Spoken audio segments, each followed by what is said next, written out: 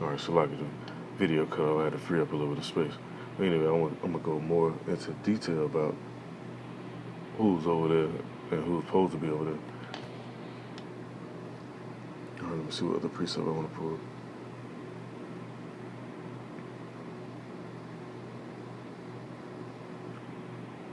This is the book of Isaiah, chapter 61, verse 7. It says, instead of shame, my people will have a double portion. Right now, we don't have no double portion right now. You got people, they want a double portion. They want more. Our people want to do better. But majority of them don't really know the way to get to that. But the Most High gonna orchestrate that for us. And He's starting to do that right now. Now it says, instead of shame, my people will have a double portion. Instead of humiliation, they will rejoice in their share. And so they will inherit a double portion in their land, and everlasting joy will be theirs. This don't look like no joy right here, no double portion going on over here. Airstrikes in Gaza shows that a difference in... Yeah, some ain't adding up right here. Hold on, there's more. Let's scroll down. This is the book of Jeremiah, chapter 31, verse 13. It says, then the maidens will rejoice with dancing, young men and old as well.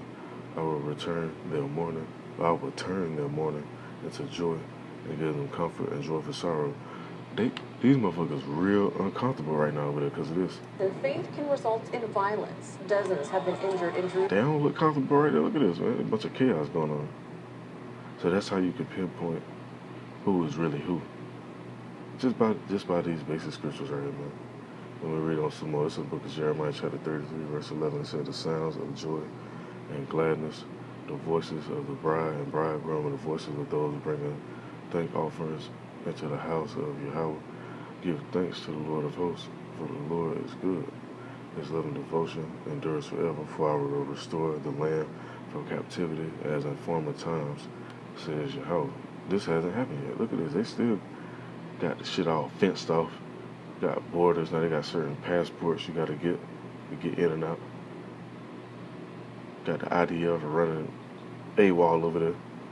Jerusalem's old city of the El Aqsa Mosque compound and its surrounding holy sites. Israeli Prime Minister. Look, they don't like that rejoicing right there.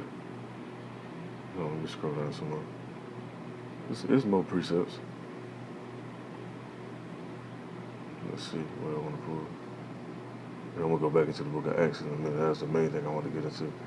But building on what I'm speaking on, that'll basically show why they don't want certain stuff spoken of. Because when you bring out the true information, that stir up spirits, that stir up more questions, because it'll have people like, well, damn, why they say this, or why they did this, or why this going on, or why this going on. Now, let me see. Let me scroll down some more.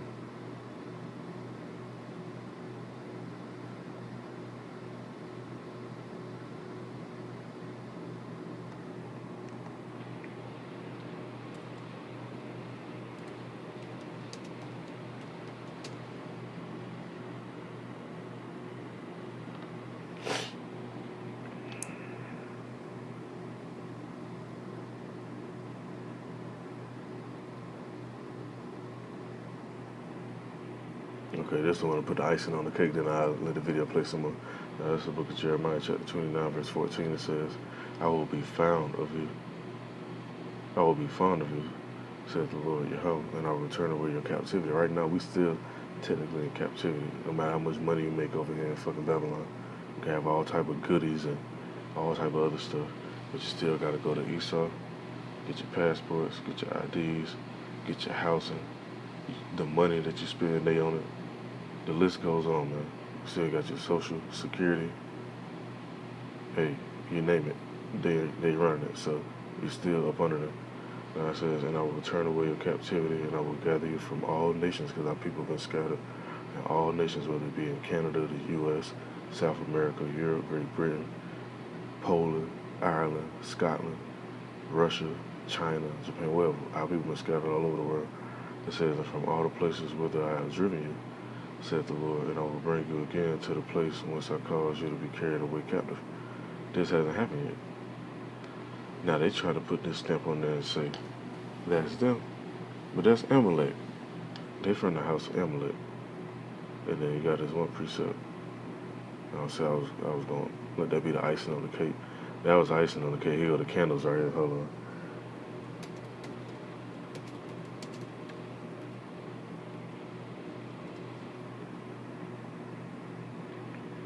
It's in the book of Revelation, chapter 2, verse 9. It says, I know thy works, and tribulation and poverty, but thou art rich. I know the blasphemy, but then this, which say they are, I would just say Yehudis, just in case, they've been taking down videos and channels. It says, and are not, but are the synagogue of Satan. And, hey, if you do your homework, you see what they practicing, you see what they into, man. They ain't fucking rocket science. Minister Benjamin Netanyahu commenting on the continued clashes. This is not a mission that we can carry out without conflict from time to time, with those same forces of intolerance that want to take away our rights. First of all, our rights, but not only ours. To the Temple Mount and the other holy sites, we are determined to ensure the rights of all. The Pew Research Center published an analysis revealing restrictions on religion are ramping up. A whopping 83 countries had high or very high levels of overall restrictions on religion. That's up from 80 in 2015 and 58 in 2007. In 2011, Syria's civil war began. State Department accuses the Syrian government of targeting Sunni Muslims and destroying their places of worship. However, the Syrian government has also been at the forefront of protecting Christian minorities in the country. The State Department also says there is a restrictive culture on faith in North Korea. A report claims the country paints an international picture of tolerance while suppressing religious activities at home. The Iranian government has the power to execute someone on a charge of enmity towards God. The State Department claims at least 20 people have been put to death as a result of this law. It also says hundreds remain imprisoned for the charge. Since 2013, Chinese authorities in the province of Shanxi have reportedly targeted Christian houses of worship. Over 1,500 crosses have been removed from church structures. So what you think they're gonna really do next over here? They ain't did it yet. Best believe they cooking up something. You go do your homework on it. They got documents. They got certain groups labeled and different titles and all this other shit they done created. So best believe they got some stuff lined up. But let me pull some real quick. Just go into that.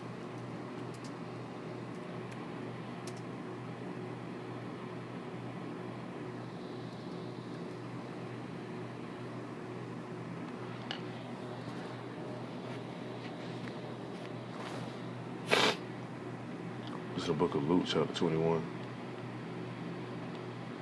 Verse 12 says, but before all these, they shall lay their hands on you and persecute you, delivering you up to synagogues and to prisons, being brought before kings and rulers for my name's sake. And there's a reason why they don't want nobody to speak on his name. This name was stripped from us. Our heritage was stripped from us. All that information was stripped. Miraculously, we got it back to. This week, Hong Kong's new bishop-elect stressed the significance of religious freedom for all walks of faith. Religious freedom is a basic right. And I surely hope, and I will really talk to the government, encourage them, don't forget that. It's important to allow religious freedom, practice of faith. Not just Catholic, it's any religion. And while restrictions may be growing, other countries continue to embrace a wide array of beliefs. The top 10 countries with the most perceived religious freedom include the Netherlands, Canada, Norway, Australia, the U.S., New Zealand, and Sweden. So regardless of what you believe in your heart and no matter where you live, we all have the power to spread love and kindness each day. Reporting for Newsview's Hughes, Natasha Sweets, RT.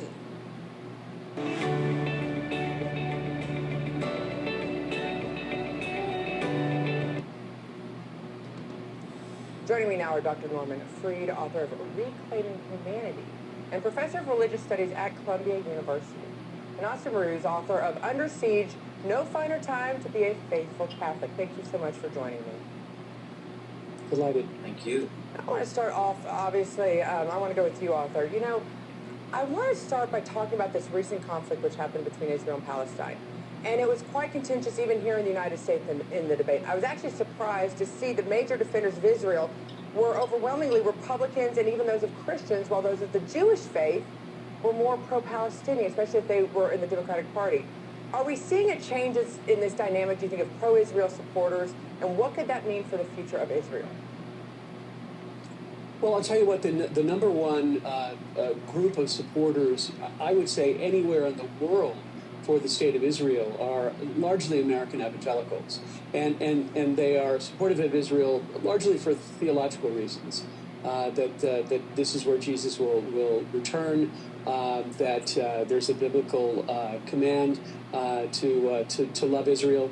And so it is quite remarkable that the number one group in the world in supporting Israel are American evangelicals. Sadly, there's a new poll out that shows that support for the state of Israel is declining among young evangelicals. I would say this is probably the result of the BDS movement, which has been very strong on college campuses, and American evangelicals are not immune from hearing that message. It also, a contributing factor is also the incredible negative coverage of the state of Israel from the American news media that is stationed in Israel. They tend to take the Palestinian side right down the line. So, you know, we're heading into dangerous territory now for those of us who support the state of Israel. Well, and see, those evangelists, they go to theological schools, seminary schools, or like the elder says, the cemetery schools. They don't do their homework on this information. They just listen to what they told, and then that's it. They don't go ask no questions. Well, they do. Let me correct myself. They ask questions, but they don't ask the right questions, so to speak. Then this information right here, they completely overlook it. About the name, who is actually who, what house each people come from, because everybody descend from a certain lineage. You go to the book of Chronicles, they break down the different lineages. Even in the book of Genesis, when they break down Jacob and Esau, who descend from Jacob and who descend from Esau. But they supposed to be evangelists. See, this why knowing this information is so precious and valuable, because you can't pay for this. It just got to be given to you. It got to be in you. This ain't something you can go to college, grad school, whatever, and sign up for a class, and they just go sit down and teach you all this. This really got to be in you. This really got to be given from on high. And that's another reason why they don't want to lock people up. They're going to bring people to certain courts, certain councils, to certain governors. Because the stuff we speak on, like, we listen to a few videos I made recently, maybe like, a week or two ago, right before they did the ceasefire over there. Through the Spirit, I spoke on that. They was going to do a ceasefire, and it's not going to last. They just going to do it for a certain period of time. The next thing you know, they're going to be right back to the same shit, because the scriptures clearly say that. When they should mention peace and safety, then sudden destruction comes. So right now, it's supposed to be like a little time of peace and mourning and all that. The next thing you know, some more stuff going to jump off. And all that, so you know, it's not my own words, it's just biblical prophecy. And it's just the gift of being able to break it down and understanding what's really going on right now. But evangelists, are they doing that? Fuck no. Dr. Fried, I have to look at you. You know, the state of present-day religious organizations, throughout history, there's always been contention. But a lot of people go, are we better off or worse than where we have been in history, especially considering now the tools that can be used in regards to this fight? Well, Scotty, what you bring up is something about the place of religion in history, and the answer to your question is a categorical no. We go back as far as the Crusades in the 11th century of the Latin Church required people to fight in the name of holy wars. Genghis Khan in the 12th century leveled full towns and enslaved inhabitants. The Spanish Inquisition lasted for 350 years in the name of religion. The Protestant Reformation in the 16th century was all about the Protestant movement removing itself from the beliefs of the Pope and the Catholic Church at the time. So I have to say that religion is not necessarily any worse now than it has been in the lifespan of our humanity. Well, and you're right. That's what I said. Throughout history, there's been so much. But to that point, and Dr., I've got to go to your colleague. In history, religion also has been used as wars to kind of cover governments who are actually really seeking to expand power and resources. Do you feel like some of the conflicts that we're seeing today is that same excuse? It's just going under the idea or motivating even the troops on the ground by their religious faith? Well, there is Are no you doubt asking that me? religion has. I'm going to hear with Audrey. Please. Without a doubt, religion has been used by people in power to advance particular causes. And more than likely, we're seeing a great deal of that today. But I just want to make one point about the world that we live in, because people say repeatedly that we live in an increasingly secular society. And the religious strife all over the world shows that this is simply not the case. And even here in the United States, we are living in a profoundly religious time. Even those who step away from the practice of Christian faith are not going to nothing. They're going to many other things, New Age religions and the things that Gwyneth Paltrow talks about on her television program on Netflix, the worship of energy and things like that. Yeah, a bunch of bugged out. Let me put some scriptures on that. Bunch of bugged out shit. I see people lose faith and become weary. And they really don't have no understanding or no guidance of these scriptures. And ultimately, they're not really meant to get it anyway. So what they do? They start worshiping stones and shit. Going into Buddhism and all type of other little nonsense. Let me go into this preset real quick.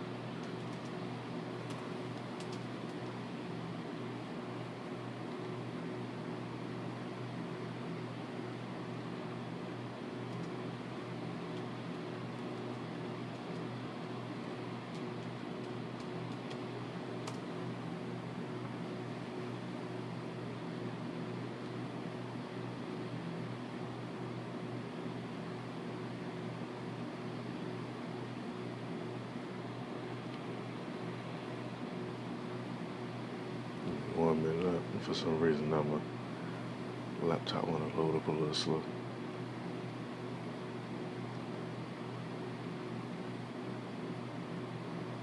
Let me go back real quick.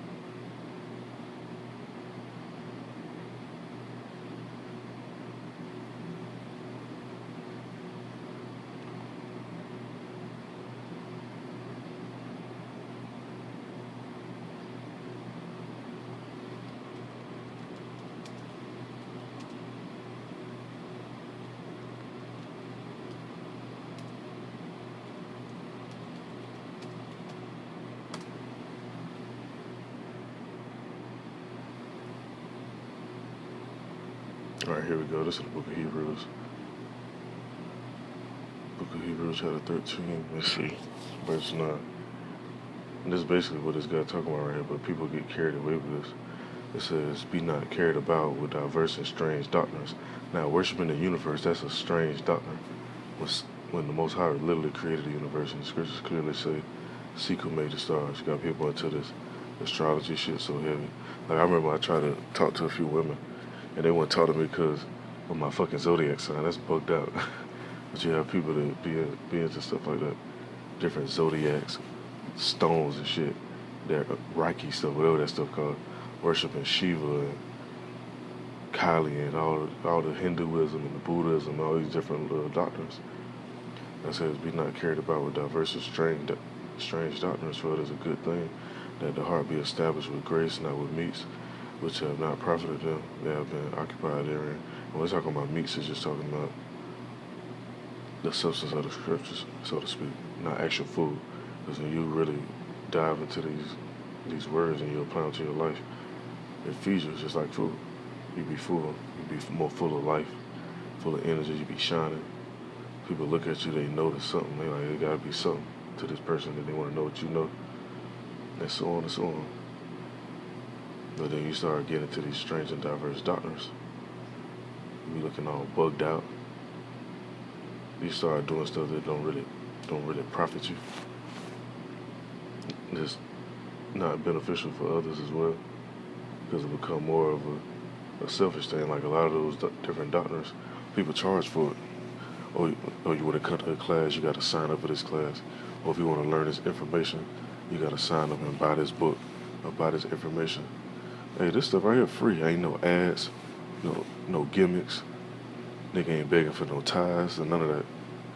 All certain men just doing this, just trying to edify certain people and make sure they know what's up and get closer to Yahweh Shem Yahushua before you wipe this place out. That's the main thing. Let me see, there's some more precepts I want to get to on top of this.